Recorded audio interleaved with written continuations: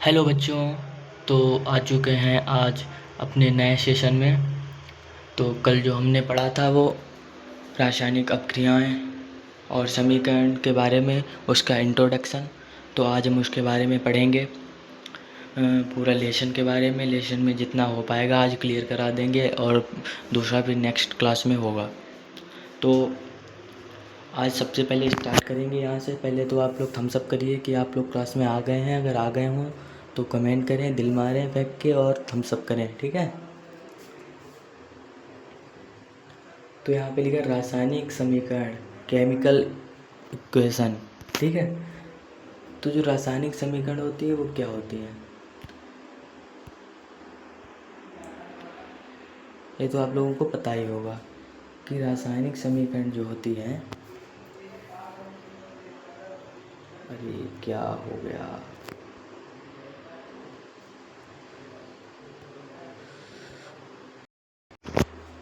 तो ठीक है। तो रासायनिक समीकरण क्या होती है, कल ही पहली बात तो बता चुके थे, लेकिन आज इसलिए बता रहे हैं जैसे कि कोई बच्चा नहीं आया था उस क्लास में तो आज देख सकता है। जब कोई रासायनिक अभिक्रिया होती है तो उसमें भाग लेने वाले पदार्थ विकारक पदार्थ और बनने वाले पदार्थ उत्पाद पदार्थ को रासायनिक सूत्रों द्वारा दर्शाया जाता है। इसे ही रासायनिक समीकरण कहते हैं। तो इसमें तो आप लोगों को कोई कन्फ्यूजन नहीं होना चाहिए कि रासायनिक समीकरण किसे कहते हैं। यहाँ पे साइड में बॉक्स में ये जैसे मैंने बनाया है आप वैसा ही मत बनाइए। जैसे कि मैंने ये लिखा है, मैंने पीडीएफ बनाई है, तो इसकी तरह से नहीं, आप जैसा तुम्हें सही लगे उस तरह से बनाना, ठीक है, लिखना। वे पदार्थ जो अभिक्रिया में भाग लेते हैं समीकरण के बाईं ओर लिखे जाते हैं। उदाहरण MgO2, ठीक है। जो जैसे कि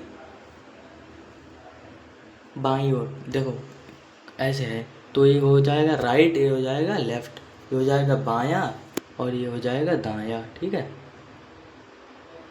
ठीक है।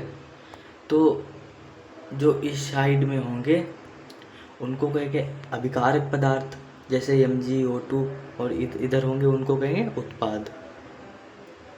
यहाँ पे लिखा है उत्पाद अभिक्रिया के बाद बनने वाले नए पदार्थ समीकरण के दाईं ओर लिखे जाते हैं, जैसे MgO। तो Mg प्लस O2 को जब मिलाएंगे तो इक्वल में ये बनेगा, इसको जब प्लस करेंगे तो इक्वल में ये वाला बनेगा, ठीक है। चिन्ह जो होता है वो अभिक्रिया की दिशा दर्शाता है। जैसे कि भाई यहाँ पे कोई है लिखा है, जैसे Mg लिखा है, फिर प्लस O2 लिखा है, यहाँ पे मान लो ये वाला जो होता है, ये वाला ये दर्शाता है चिन्ह, ठीक है। जैसे मान लो 1+1 2 हो गया, ठीक है। तो ये वाला जो होता है इसको कहते हैं, जैसे कि इधर से एक अभिक्रिया हो सकती है, मतलब कि अभिकारित पदार्थ से उत्पाद बन सकता है, और कभी कभी बीच में ये वाला साइन होगा, ये वाला। तो इसका मतलब होता है कि अभिकारक से उत्पाद बन सकता है और उत्पाद से भी अभिकारक पदार्थ बनाया जा सकता है।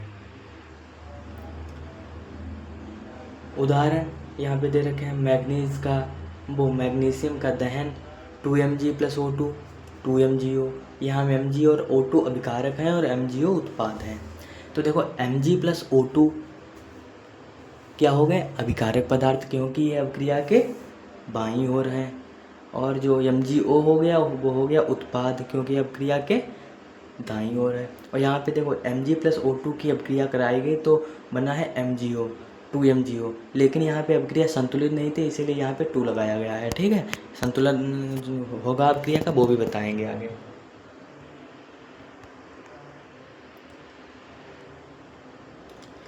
कंकाली और संतुलित समीकरण में अंतर। एक कंकाली समीकरण होती है, उसको क्या कहते हैं, एक संतुलित समीकरण होती है। कभी कभी होता है बुक में लिखा होता है कि एक कंकाली समीकरण है, फिर उसके नीचे एक नेक्स्ट पॉइंट होता है, लेकिन मैंने एक ही में बना के एक ही बॉक्स में दिया है, जिससे कि आप लोगों को इसका अंतर पता चल जाए। जैसे कि ये वाला ये है, ठीक, मुझे समझाना है आप लोगों को, ठीक है। तो कंकाली समीकरण कौन सी होती है, देखिए जूम कर लेते हैं। जिस समीकरण में अभिकारकों और उत्पाद के परमाणुओं की संख्या बराबर नहीं होती उसे कंकाली समीकरण कहते हैं। समझे दोस्तों? भाइयों दोस्तों बहनों जो भी देख रहे हैं वो इस बात को समझें। जिस समीकरण में अभिकारकों और उत्पादों के परमाणुओं की संख्या, किसकी? परमाणुओं की संख्या बराबर नहीं होती है उसे कंकाली समीकरण कहते हैं। जिस समीकरण में प्रत्येक तत्व के परमाणुओं की संख्या दोनों ओर बराबर हों उसे संतुलित समीकरण कहते हैं। अभी मैंने बताया था कि जैसे कि उधर ऊपर देख सकते, ये अभी मैंने बताया था, यहाँ पे देखिए ये यहाँ पे 2 क्यों लगाया गया है? क्योंकि ये संतुलित की गई है, इसलिए संतुलित समीकरण हो गई। और यहाँ पे 2 ना होता या यहाँ पे 2 ना होता तो ये कंकाली समीकरण हो जाती है। ठीक है, डिफरेंस पता हो गया। तो उदाहरण यहाँ पे दे रखा है वो भी देख लेते हैं। Fe आयरन प्लस H2O जल, इसको मिलाएंगे तो Fe3O4 प्लस H2 बन जाएगा। तो इसमें देखिए एक Fe है, यहाँ पे 3 Fe दे रखे हैं, H2 एक है, ठीक है, O यहाँ पे 1 है, यहाँ पे 4 दे रखे हैं। तो मतलब परमाणुओं की संख्या इसमें भिन्न है, मतलब कि इसमें समान नहीं है। ठीक है, उदाहरण ये संतुलित समीकरण का देखेंगे। देखो Fe आयरन H2O जल, ठीक है। तो यहाँ पे Fe के पास 3 परमाणु हैं, मतलब 3 है Fe ऐसे मानो। तो यहाँ पे Fe3 है, ठीक है। फिर बाद में H2O, तो H कितने हैं? 2, और आगे उसके 4 लगे हैं, 4 लगे हैं, तो उसके साथ मल्टीप्लाई कराएंगे तो कितना होगा? 4 × 2 8। यहाँ पे भी देखिए 4 × 2 8 हो गया, ठीक है। और यहाँ पे आप लोग देख सकते हैं O, क्योंकि जैसे कि H2O लिखा है तो इसका मतलब क्या है कि हाइड्रोजन के 2 और ऑक्सीजन का 1 परमाणु है। अगर इसके आगे 1 लगा दिया जाए तो सबके 1 हो जाएंगे, 2 लगा दिया जाए इसका मतलब है हाइड्रोजन के 4 हो गए और ऑक्सीजन के 2, ठीक है। तो यहाँ पे ऑक्सीजन के 4 दिख रहे हैं क्योंकि H2 है, H2O के आगे 4 लगा है, इसीलिए ऑक्सीजन के भी 4 होंगे। यहाँ पे भी ऑक्सीजन के 4 हैं, इसीलिए ये ऐसी हो गई, ये हमारी संतुलित अभिक्रिया हो गई, ये कंकाली हो गई। ये रॉन्ग है, ये राइट है, ठीक है। लेकिन अपनी जगह पे सब सही है। जैसे कि कंकाली समीकरण के लिए राइट है, लेकिन संतुलित समीकरण के लिए रॉन्ग है, ठीक है। यहाँ बाईं ओर 1 Fe और दाईं ओर 3 Fe है। मैंने अभी कहा था यहाँ 1 है, यहाँ 3 है। अब इधर संतुलित समीकरण में देखते हैं। अब दोनों ओर Fe3 है, H8 है और O4 है, अभी मैंने बताया था, ठीक है। इसमें आप लोगों को कोई डाउट नहीं होना चाहिए। गुण कंकाली समीकरण और संतुलित समीकरण। देखो कंकाली जो समीकरण होती है उसमें परमाणु संख्या असमान होती है, अभी बताया था। और संतुलित समीकरण में समान होती है दोनों ओर। द्रव्यमान संरक्षण पालन नहीं होता है, पालन होता है। कंकाली समीकरण में पालन नहीं होता है, संतुलित समीकरण में पालन होता है। गुण व्यवहारिक उपयोग कंकाली समीकरण में प्रारंभिक रूप है और संतुलित समीकरण में अंतिम रूप है। ये जो द्रव्यमान संरक्षण है और ये व्यवहार के उपयोग हैं, ये अभी आगे को पढ़ने मिलेंगे, ठीक है, आगे पढ़ने को मिलेंगे। अब आ जाइए यहाँ पे, समीकरण को संतुलित करना क्यों जरूरी है। भाई साहब ये इम्पॉर्टेंट है, सही से देख लेना, ठीक है। द्रव्यमान संरक्षण का नियम, law of conservation of mass, किसी भी रासायनिक अभिक्रिया में द्रव्यमान ना तो बनता है ना नष्ट होता है। तो कोई भी जो अभिक्रिया होती है उसमें द्रव्यमान ना तो बनता है और ना ही नष्ट होता है। अभिक्रिया के पहले और बाद में सभी तत्व के परमाणुओं की कुल संख्या समान रहती है या रहनी चाहिए। अभिक्रिया के जो पहले और बाद में सभी तत्व होते हैं उनकी परमाणु संख्या समान होगी, तभी वो संतुलित समीकरण कहलाएगी। इसीलिए जरूरी है इसको, ठीक है, करना। इसीलिए समीकरण को संतुलित करना अनिवार्य है। इसीलिए संतुलित मतलब कि समीकरण को संतुलित करना अनिवार्य है। यहाँ पे नोट दे रखा है, यह नियम एंटोइन लेवेसियर ने 1774 में दिया था, ठीक है।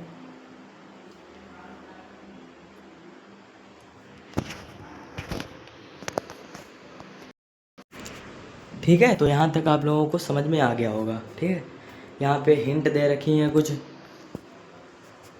जैसे कि एग्जाम्पल दे रखा है उदाहरण Fe+H2O Fe3O4+H2 स्टेप 1 गिनो। बाएं Fe 1 है, यहाँ पे एक है, दिख रहा होगा, थोड़ा छोटा कर लेते हैं। देखो यहाँ पे Fe जो है एक है, ठीक है, यहाँ पे H2, अब यहाँ पे H2O दिखाएंगे। ठीक है, पहले तो ये वाली देखो, ये वाली समीकरण देखो,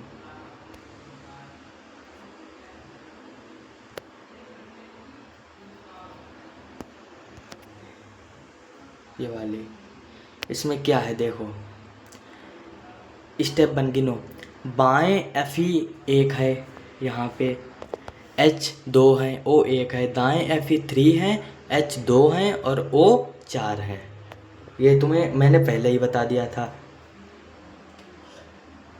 अब स्टेप 2 क्या है, Fe संतुलित बाएं 3 Fe लिखो, बाएं यहाँ पे ये दे रखा है, यहाँ पे 3 लिखो।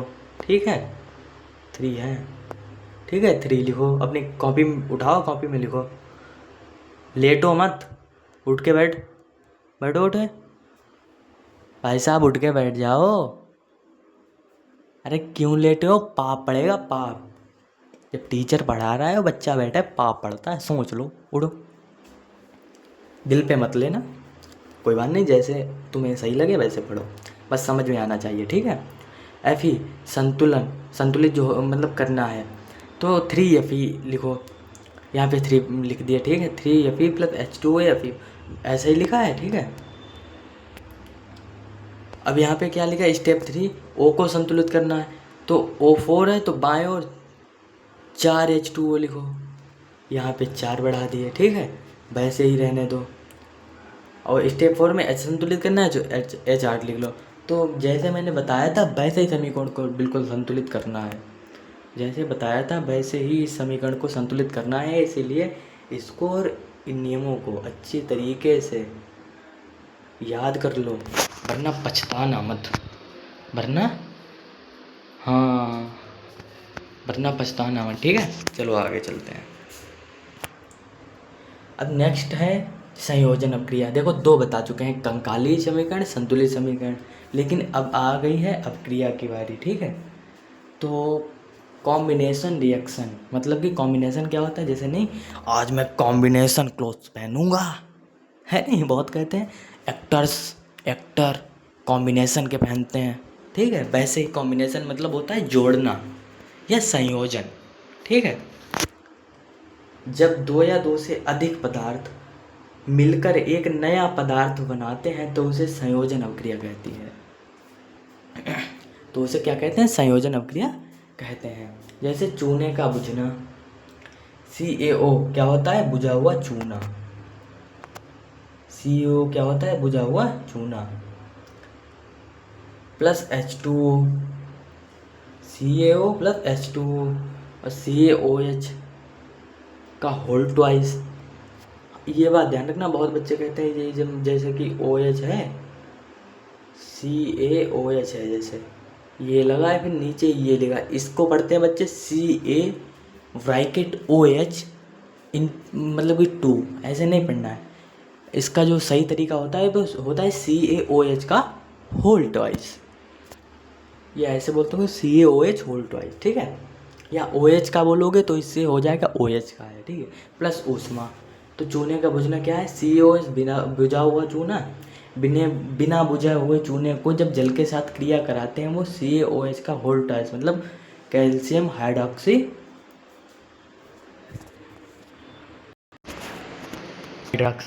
तो क्या हो जाएगा, कैल्शियम हाइड्रोक्साइड, क्योंकि जब बिना बुझा चूना है उसमें जल डालेंगे तो बुझ जाएगा। कोई आग में या कोई दहन हो रहा है, मतलब कि दहन मतलब कि किसी को, जैसे कि लकड़ी का दहन, किसी का दहन नहीं बता रहे हैं, देखिए लकड़ी का दहन, जैसे कि लकड़ी को जला रहे हैं तो उसमें जो पानी डालेंगे या किसी को जैसे आग जल रही है उसमें पानी डालेंगे तो बुझ जाएगी। तो बिना बुझे हुए चूने में जल को मिलाने पर वो बुझा चूना बन जाता है, जिसे कहते हैं कैल्शियम हाइड्रॉक्साइड। ठीक है। यह अभिक्रिया अत्यधिक ऊष्माक्षेपी होती है, तेज आवाज़ और भाप निकलती है, क्योंकि ऊष्मा तो निकलेगी, क्योंकि जैसे कि कोई आग है उस पर पानी डालते हैं एकदम आवाज़ आती है, उफ, ऐसे करके आती है, और उसमें धुआं भी निकलता है, बाष्प भी निकलती है, वैसे ही बिल्कुल ये रिएक्शन होती है। यहाँ पे देख सकते हैं, यहाँ पे डायग्राम में ये देखिए, ये बिना बुझा हुआ चूना था, ये देखिए यहाँ पे, इसमें देखिए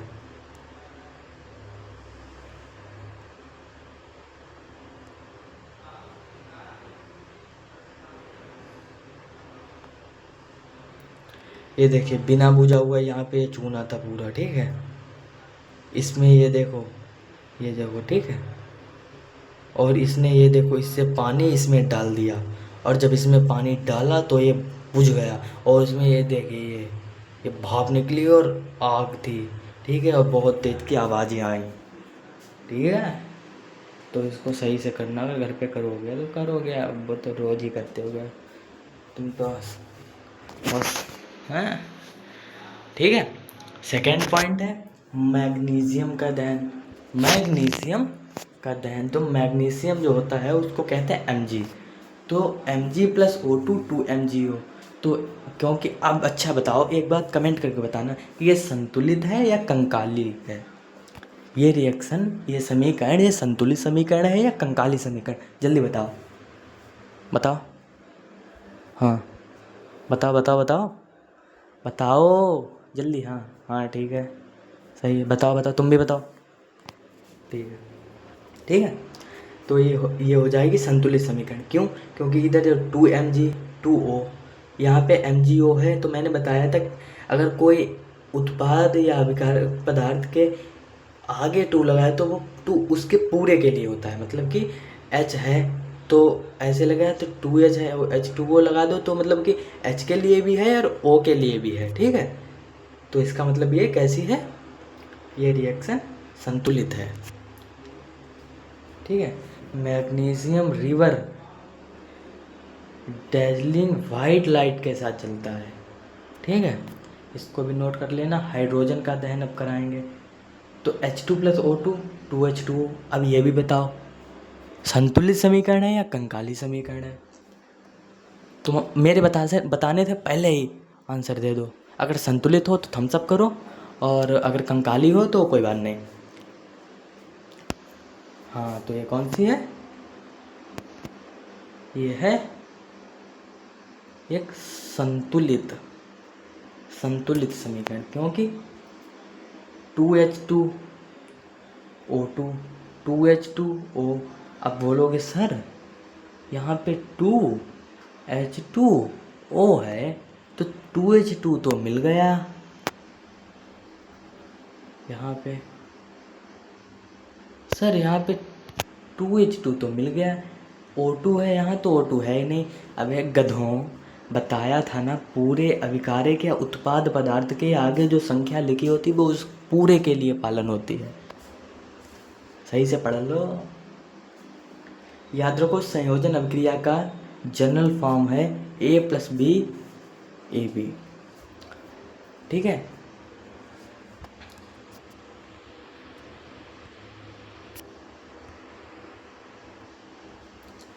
अब आ जाइए नेक्स्ट अभिक्रिया पे, विघटन अभिक्रिया। इसमें 3 पॉइंट हैं, ऊष्मीय विघटन, वैद्युत विघटन और प्रकाशीय विघटन। तीनों को बड़ी ही सही से पढ़ेंगे। ठीक है।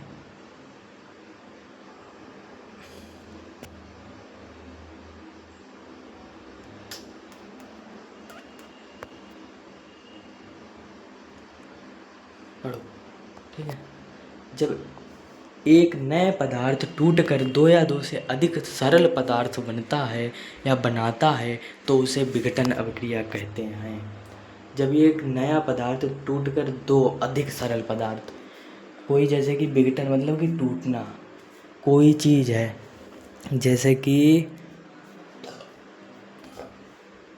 कोई मिट्टी का कोई है जैसे कि मिट्टी का बर्तन है या कोई भी चीज़ ले लो, कोई भी चीज़, लकड़ी का कोई भी उपकरण ले लो या लकड़ी की कोई भी चीज़ ले लो, बस दरवाज़ा मत तोड़ देना किसी का। हाँ, ना बर्तन तोड़ देना करके, हाँ, नहीं तो बहुत पिटाई होगी, लाठियाँ चलेंगी। लाठियाँ मतलब कोई तो नहीं चलाएगा, तुम्हारे घर वाले ही तुम पे चलाएंगे।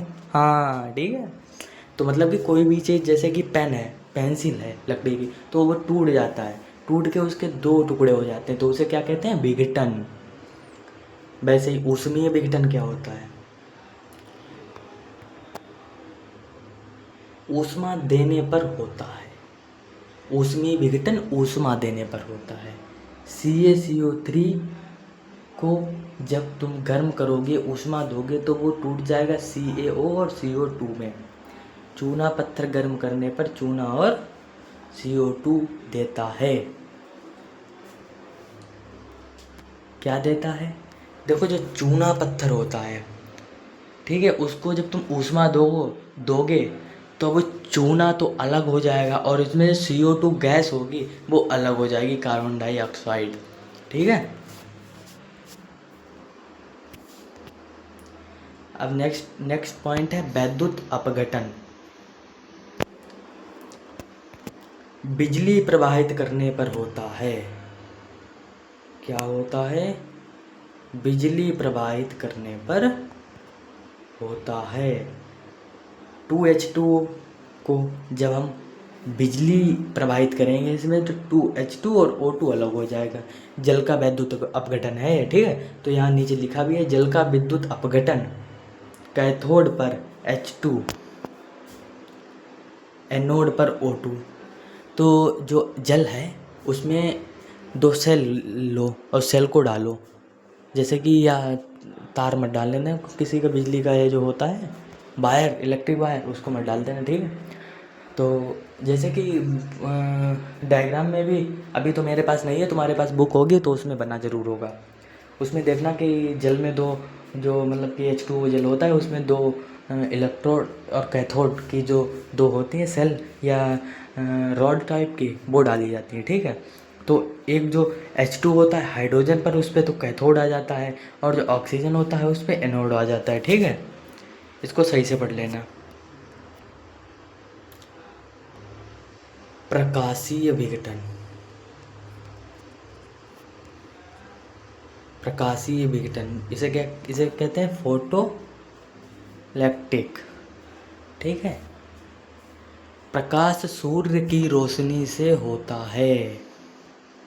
मतलब कि ये नहीं है कि प्रकाश सूर्य की रोशनी से होता है, ये नहीं है, प्रकाश से होता है। मतलब कि प्रकाशीय विघटन प्रकाश से होता है, और प्रकाश किसका होना चाहिए? सूर्य की रोशनी। ये लिखा है, ये मत समझना प्रकाश सूर्य की रोशनी से होता है तो सूर्य में प्रकाशीय विघटन हो गया। अब एक गधों, प्रकाश सूर्य की रोशनी से होता है, ठीक है। 2AgCl, तो क्या हो जाएगा? इसका विघटन होगा जब प्रकाश डालेंगे तो 2Ag और Cl2 में हो जाएगा।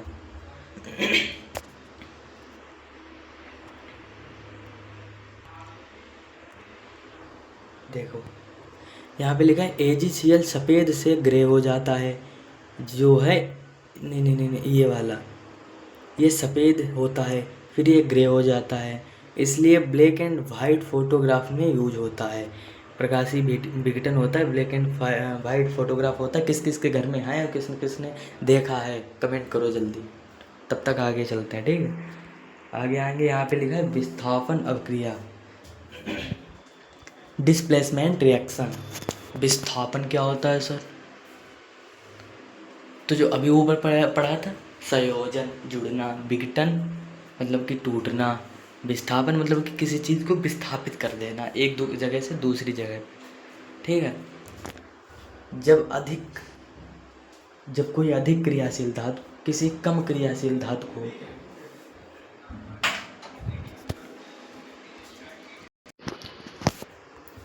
जब अधिक क्रियाशील धातु किसी कम क्रियाशील धातु को उसके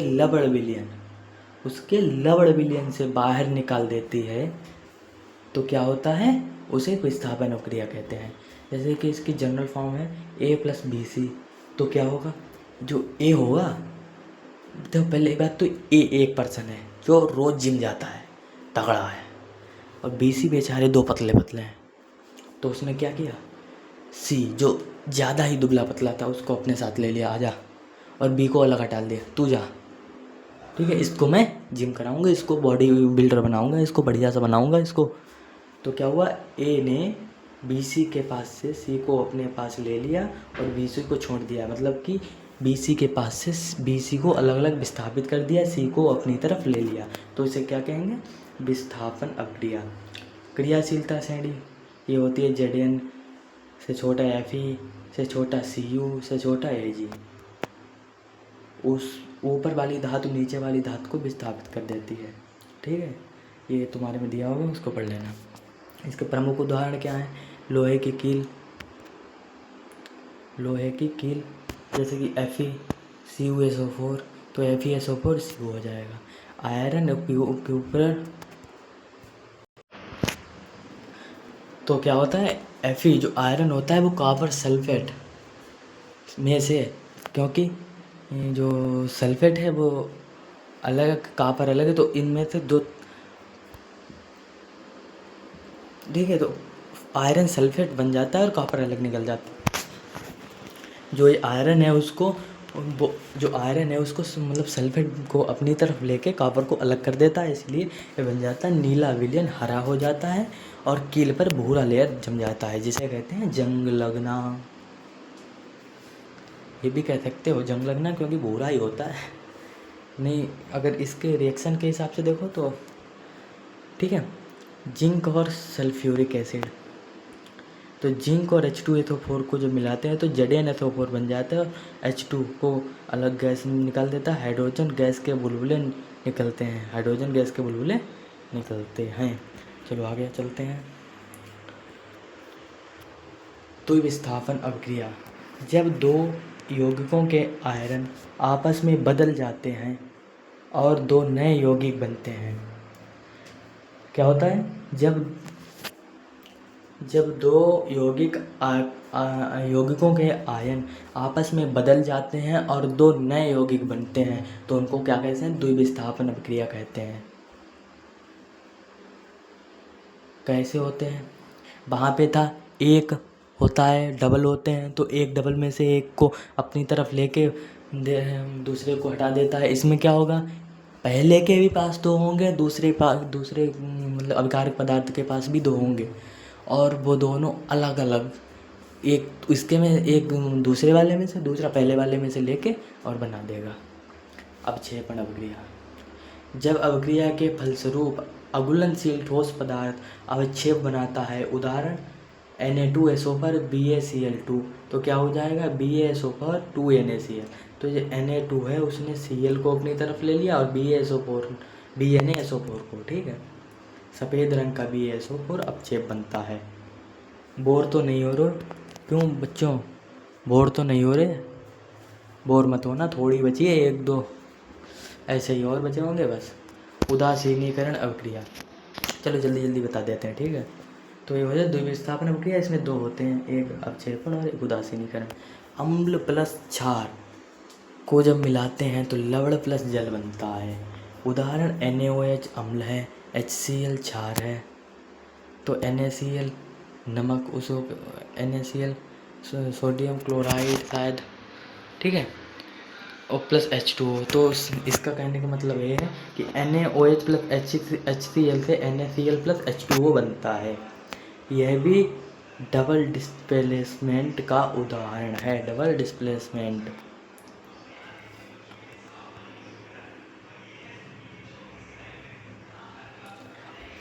उपचयन और अपचयन अपक्रिया, ठीक है। तो जो उपचयन होती है, ऑक्सीकरण मतलब कि ऑक्सीजन का योग होता है, और अपचयन अपक्रिया में ऑक्सीजन का निकलना मतलब कि ऑक्सीजन का ह्रास होता है। तो जो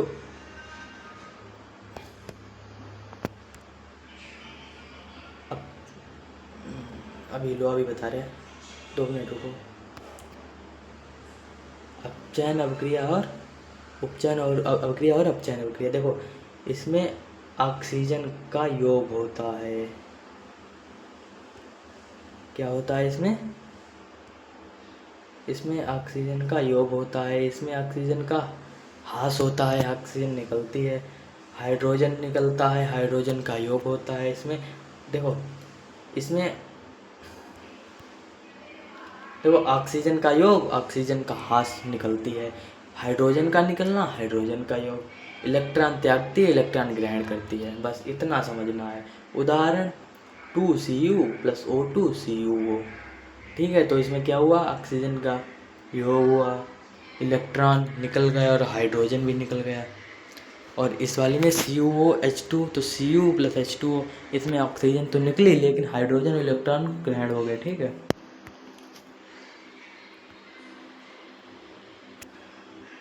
रेडॉक्स अभिक्रिया, रेडॉक्स रिएक्शन, दोनों साथ साथ। जब एक ही अभिक्रिया में ये जो होता है ऑक्सीडेशन और रिडक्शन दोनों होते हैं तो उसे रेडॉक्स अभिक्रिया कहते हैं। मतलब कि जब अपचयन और उपचयन दोनों एक ही अभिक्रिया में हो तो उसे, ठीक है, तो यहाँ पे रेडॉक्स रिएक्शन। ठीक है, तो यहाँ तक आप लोगों को समझ आ गया होगा। उदाहरण ये देख लेना, ये भी देख लेना और ये भी देख लेना। ठीक है, ठीक है।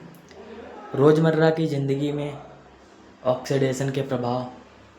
ठीक है, तो संक्षारण क्या होता है, विकृत गंधिता क्या होता है। ठीक है, तो धातुओं को हवा, नमी और अम्लों से धीरे धीरे खराब होना। कल हम बता चुके हैं, जब इंट्रोडक्शन दिया था तो उसमें बताया था कि जो संक्षारण होता है, लोहे की कोई भी चीज़ होती है उस पर जंग लगना होता है, संक्षारण उसे कहते हैं। ठीक है, लोहा 4Fe + 3O2 XH2O, तो इससे बनता है 2FeO3 XH2O, जंग लगती है। ठीक है, तांबा हरी परत बनती है, लोहे पर भूरी और तांबे पर हरी और चांदी काली पड़ जाती है। बचाव क्या करना है? पेंट करना है।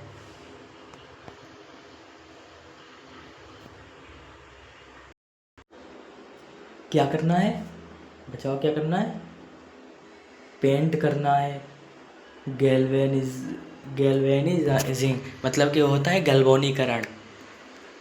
ठीक है, जस्ते की परत, ऑयल, ग्रीस, इस सब के लगा, क्योंकि देखा होगा कोई भी मशीन होती है उसमें ग्रीसिंग कर दी जाती है, पेंट कर दी जाती है लोहे में, जिससे कि जंग नहीं लगती है। विकृत गंधिता, तो तेल और वसा वाले खाद्य पदार्थों का ऑक्सीडेशन से खराब होना विकृत गंधिता कहलाता है। जैसे कि चिप्स, बिस्कुट, ब्रेड, फूड जल्दी ख़राब हो जाते हैं। एंटीऑक्सीडेंट्स मिलाने से रोक सकते हैं। और नाइट्रोजन गैस भरें पैकेट में, पैक कर सकते हैं, क्योंकि ये जो होते हैं चिप्स और जिसमें कुरकुरा वगैरह आते हैं उसको बड़े चाव से खाते हो तुम, हैं? उसमें क्या होता है? उसमें होता है नाइट्रोजन गैस भरी होती है। ठीक है, ठंडी जगह और एयर टाइट डिब्बे में रख सकते हैं जिसमें एयर ना जाए। ठीक है, तो ये हो गया। एक चीज़ मैंने बताई थी आपको ऊपर, शायद वो गलत हो गई, उसको मैं बता दे रहा हूँ। कहाँ पे था